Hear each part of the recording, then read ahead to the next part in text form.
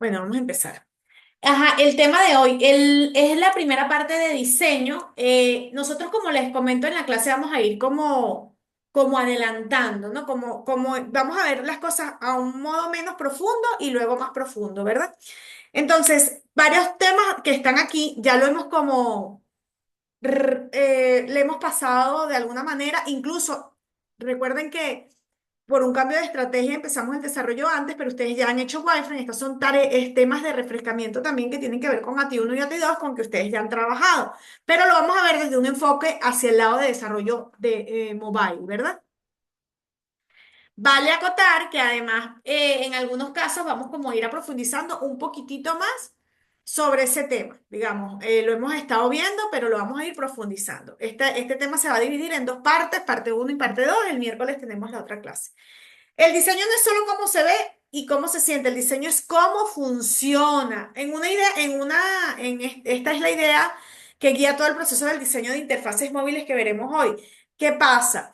Cuando una aplicación está bien diseñada, uno se siente totalmente cómodo y no se pregunta el cómo se está haciendo. Jobs fue un líder en esa parte y Apple sigue siéndolo actualmente, aunque con sus ideas nacieron. Importante entender antes que nada lo que es la arquitectura de la información en este concepto. El fundamento de toda experiencia de usuario viene de esa arquitectura de información.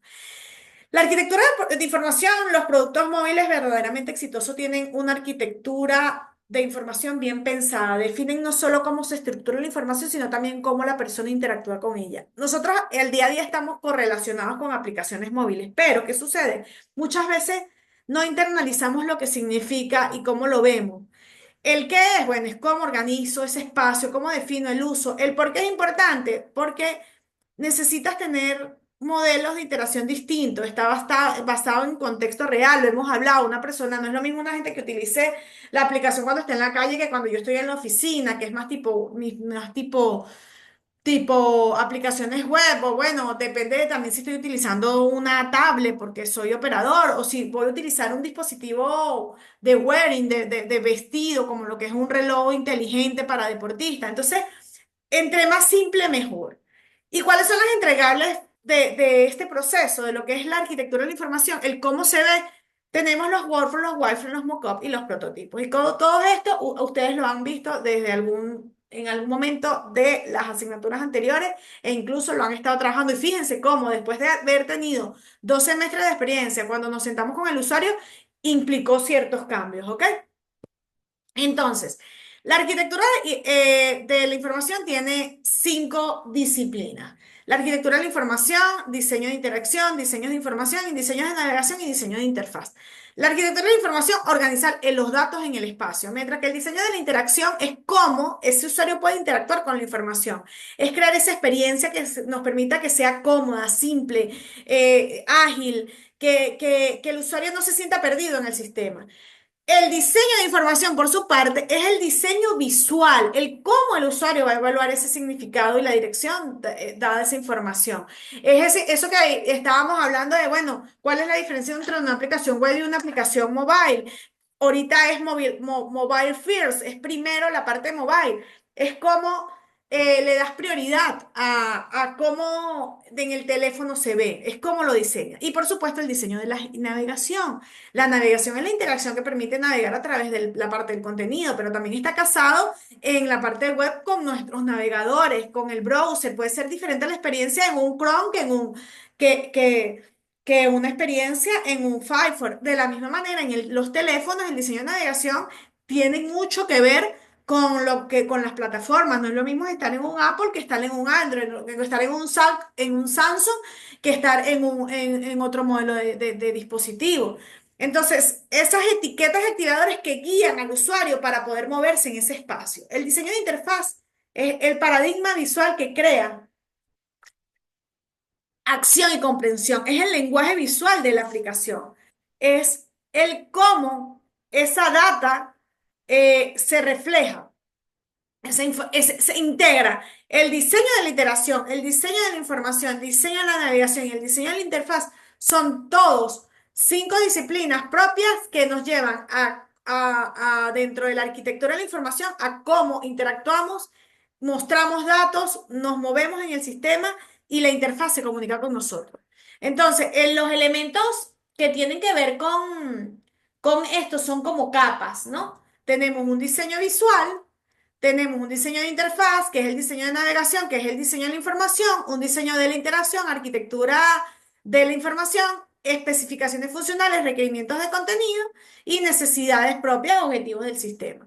Entonces, cada uno tiene un objetivo diferente, pero se complementan entre sí para que el usuario pueda tener una experiencia, que es lo que llamamos user experience. ¿Cómo empezamos? Empezamos haciendo maquetas del flujo de trabajo. El primero entregarle de la arquitectura de información móvil es un workflow que representa visualmente la relación del contenido con el otro contenido. Es cómo voy a navegar, es cuáles van a ser mis opciones, cómo es mi mapa mental. Es un mapa mental que nos proporciona cómo viajar al usuario a través de las diferentes opciones. El objetivo es crear un flujo de los objetivos del usuario, no la traza con contingencia técnica. Es solo crear el flujo de usuario a un proceso. Parece una combinación asociada a palabras y un rompecabezas para conectar puntos. Es como bueno, yo empiezo con un login y entonces, bueno, si el usuario tiene permiso, entonces o me voy a contáctame o voy a generar un reporte. Si es un usuario administrador, me voy para este otro lado. Los workflows nos van a permitir además definir roles, perfiles, entender cuáles van a ser a nivel de la arquitectura de la información, lo que yo voy a filtrar para uno u otro perfil. ¿Ok? Entonces, los workflows es el paso inicial para desarrollo a nivel de lo que es el blueprint, también llamado de, el aplicativo. Los workflows tienen un proceso, es un nivel abstracto, escribe o dibuja un plan básico con los usuarios para experimentar cómo se va a iniciar la sesión, se evalúan decisiones, se piensa qué es más fácil para el usuario y dónde debe tomar la decisión en relación a las transiciones de pantallas a las cuales debe pasar. Minimizar los pasos. El objetivo es minimizar menos pantallas, ¿sabes? Menos navegación para llegar a un objetivo. De hecho, por allí hay unas reglas que decían, debo tener no más de 3 clics para poder hacer lo que quiero hacer. En este caso, tap o touch, en el caso de mobile, digamos. Pero lo mínimo necesario para llegar a un camino. Además, también evaluar cómo a nivel de desarrollo optimizo cosas. De repente yo estoy en una pantalla principal, donde en esa pantalla puedo crear pacientes, pero yo tengo mi módulo de pacientes cuando me siento con un listado a llenarlos en lote. Entonces, la reutilización de componentes. Y por supuesto, uno de los más relevantes es medir y calcular la cantidad de toques que debe realizar el usuario para, para llegar a un punto y hacer las transacciones. Herramientas, ya conocemos algunas, vamos a volverlas a nombrar hoy, a más al detalle. Entonces, este es un ejemplo más práctico.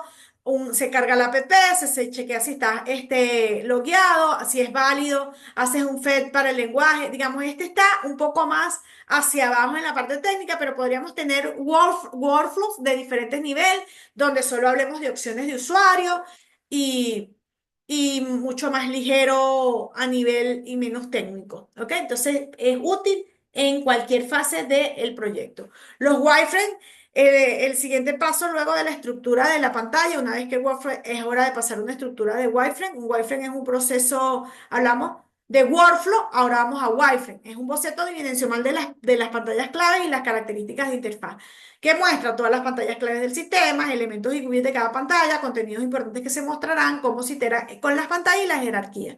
¿Para qué sirve? Hace legible el espacio informativo, separa el diseño visual, el diseño del diseño visual. Además, nos da ideas sobre el diseño de base de datos también. Muchas veces nos ayuda a pensar las estructuras de datos que necesitamos para poder hacer permanente esa información, definir con el usuario cómo interactúa, comunicar al equipo de desarrollo. Los wireframes nos pueden servir incluso para hacer ventas, el poder darle una idea más gráfica, más visual al usuario final de cómo se vería una maqueta.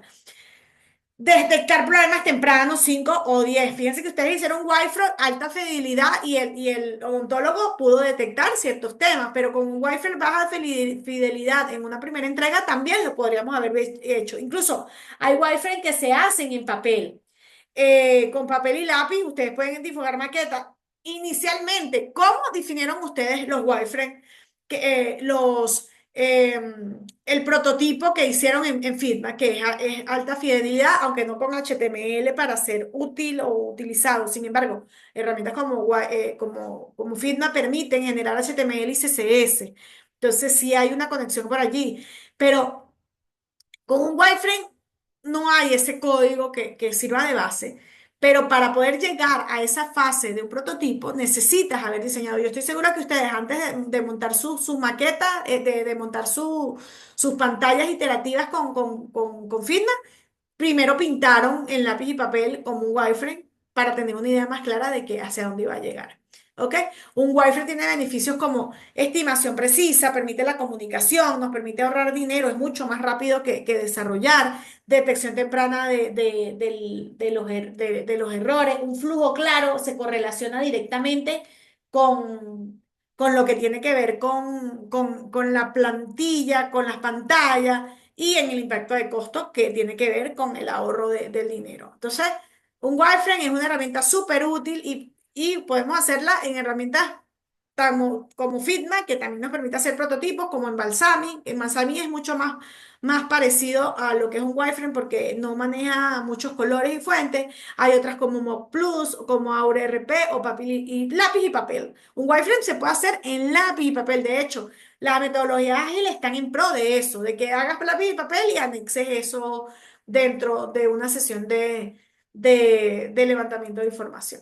Los mockups sí son algo mucho más formal, la estructura del diseño. ¿Que es el mockup? El mockup representa una mayor calidad que incluye colores, logotipos, imágenes, fuentes, diseño. Mucho más detalle de la realidad visual. A diferencia de los wireframes, estructura y layout sin color, ni estilo, ni de baja fidelidad, rápido de crear, fácil de modificar. El mockup, diseño visual completo, colores, tipografía, e incluso media alta fidelidad, más tiempo en la creación, visualmente más convincente. El mockup ya se parece más a lo que ustedes hicieron en Figma, mucho más cercano a la realidad visual final, generalmente no incluye interacciones complejas, pero puede tener clic simple, más atractivo, puede mostrar data que nos dé una idea de qué es lo que se va a manejar. No solo podríamos hacer el ipsum tal, pero podríamos poner allí tratamiento uno, tratamiento 2, como fue lo que ustedes mostraron. Un ejemplo te permite navegar, fíjense, me da el tamaño de pantalla, me da los colores, me da el estilo de letra. Un mockup es mucho más allá. El mockup, igual que una maqueta, me permite con Figma, es el estándar del 2026. También podemos usar Adobe XD, Sketch, Upin, Mockup y Frame. Y aquí, bueno, cada uno, el que más se usa realmente es Figma. Yo les decía que era ideal tal vez experimentar con otro para cuando hicieran la escogencia. Esa conversación nunca, no la tuvimos. Tal vez la podemos retomar en algún momento. Pero a veces no hay que reinventar la rueda. Ahora, el prototipo ya es la parte final, ya esto sí es, incluso muchas de las planificaciones de desarrollo, en lugar de planificar sprint como lo vimos nosotros que tenemos sprint por componente, planifican sprint primero por el front. ¿Por qué? Porque eso nos permite luego enfocarnos en el back, hacer los API, los métodos que se van a llamar, ¿verdad? Entonces, la definición del prototipo, los wireframe y Moco carecen de la capacidad de comunicar iteraciones complejas. Mientras que los prototipos son una versión de mayor fidelidad, casi lista para producción con regiones y áreas en las que se puede hacer clic. Las escalas de fidelidad, wireframe, baja fidelidad, mockup, media fidelidad, prototipo, alta fidelidad, producto, producción, alta fidelidad, producción.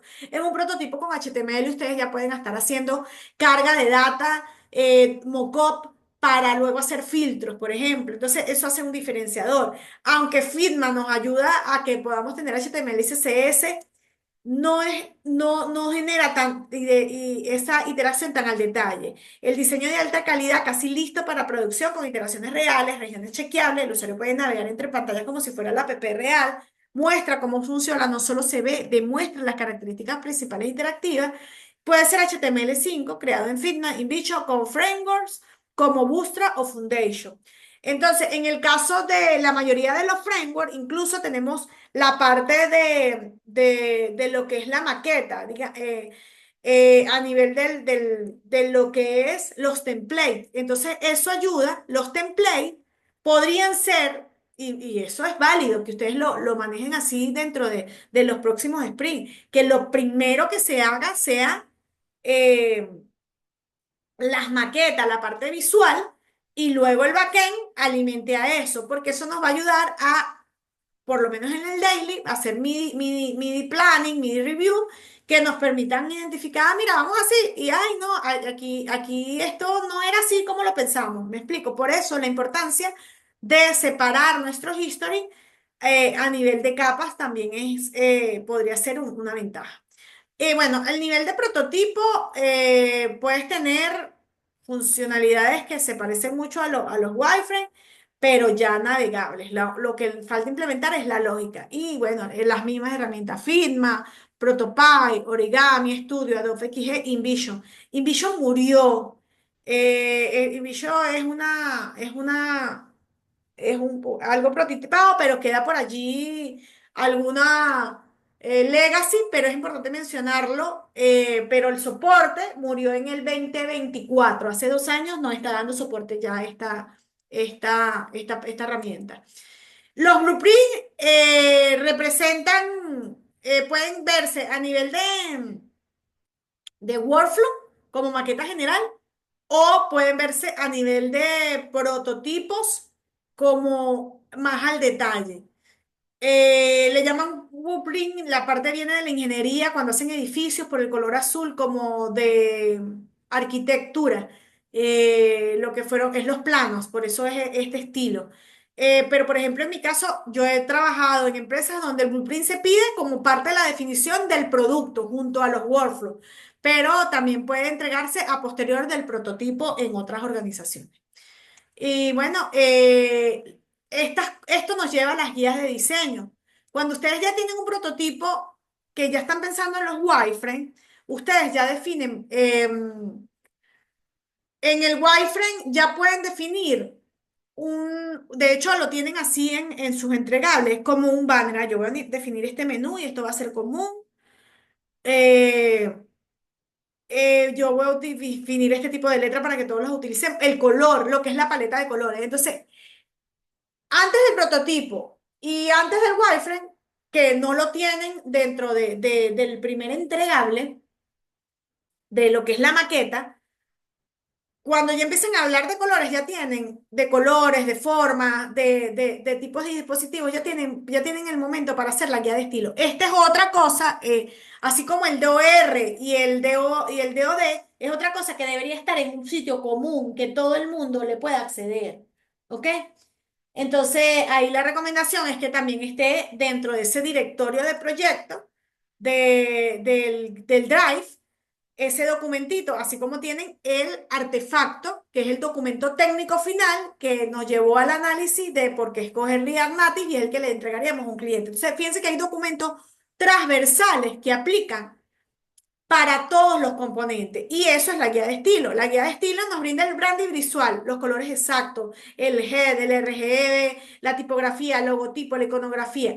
El último paso, incluso la guía de estilo nos puede llevar a la página de InVision, donde tenemos precisamente esas características. Los componentes UI, y fíjense que esto también nos lleva a la investigación. Nosotros podemos desarrollar los CAR, los modales, los formularios, los componentes UI que se pueden reutilizar en una prueba de concepto o en un SPY que se hizo con el framework para luego, incluso hay librerías de diseños que se suben y se mantienen arriba. Las mismas aplicaciones de las plataformas nos dan documentación para esto, donde nos hacen recomendaciones sobre las guías de destino y componentes UDA que podemos Las librerías de Bootstrap tienen una página donde usted se mete y busca ahí, mira, cómo se hace una lista, un select múltiple y te dan el código HTML para poder armarlo. Entonces, un componente UI tiene que tener esa característica para poder ser reutilizable. Patrones de diseño. Nos da la navegación, el flujo de pantalla, manejo de errores, atados vacíos, atajos de teclado, gestos, reglas de visualización de datos. ¿Cómo se va a ver el mensaje de error? Un pop-up, un URL rojito en el borde del campo. Eso nos da la guía de estilo y es la guía y debe leérsela todo desarrollador antes de empezar a programar. Y por supuesto las especificaciones técnicas, como hemos recomendado anteriormente, 44 por 44, el tema de la huella, el tema de lo que es el espacio del pulgar, reglas de animación y transición, requisición de accesibilidad. En sistemas que son más formales, que no son de redes, sabemos entonces que las reglas de alineación debe ser como hay que seguir una línea formal, entre otras cosas. Entonces ahí puedes hacer especificaciones técnicas asociadas a ese tema. Accesibilidad B, C, A, G, también para personas con discapacidad, si vamos a utilizar accesos para el tipo de comportamiento, de problemas, de gente con problemas, con temas visuales, ¿ok? Entonces, todo eso nos lleva a la guía de estilo. Ustedes tienen una guía de estilo. Está referenciada en todos los history, me lo pueden escribir por aquí. Hay un lugar centralizado. Simplemente lo dejamos reflejado en el feedback. Bueno, en ese caso, ideal tener como una referencia o resumen que nos lo lleve en la documentación donde tenemos el DOD o el DOR. De hecho, el DOD y el DOR pueden hacer referencia a la guía de estilo. ¿Se entiende esto que entra como una cascada? Manitos arriba, manitos arriba. Que todos están de acuerdo, todos me están siguiendo. Ok, entonces la guía de estilo tiene información como esta. Ajá, este es el color que vamos a utilizar, este es el tipo de letra, este es un ejemplo de una guía de estilo que tiene que ver con una documentación.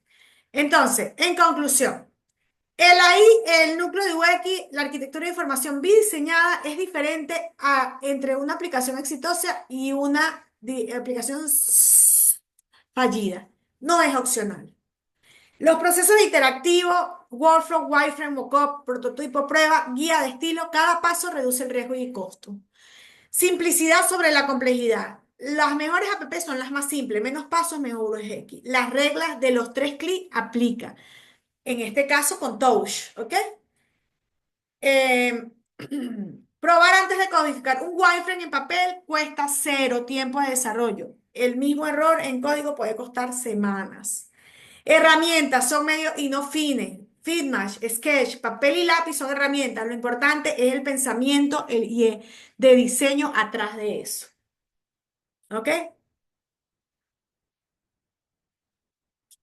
Ahora, ¿tienen alguna duda?